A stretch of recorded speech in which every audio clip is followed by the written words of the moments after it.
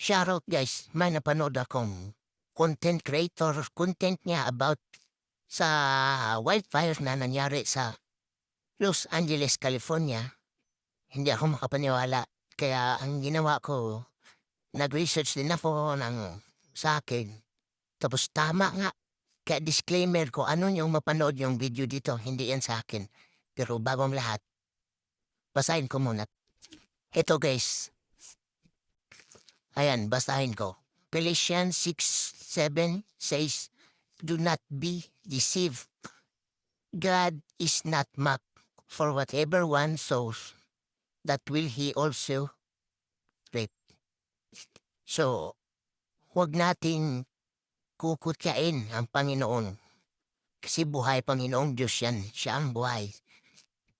Panginoon ng lahat. Creator of everything in this world.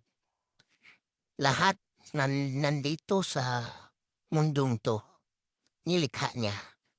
So, pag kinutya mo siya, may kaukulang parusa. Ito, tingnan natin, panoorin natin yung first half, and the acceptance Yan. speeches have been on fire. Ayan, nabanggit na yung apoy. Kaya naisip ko, ang sagot na Panginoon, apoy din. Tara, panoorin natin ang buo yung video. Who got shouted out the most? Let's look at the numbers. All right, cast and crew are leading the way with 11 mentions. Moms are holding strong with 3 shout-outs.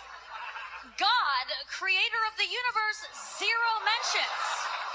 And Mario Lopez, host of Access Hollywood, 1. All right.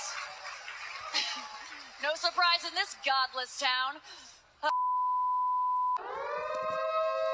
Kaya pagkatapos nung taganapan na yun guys, ito na yung sumunod na pangyayari. Panoorin.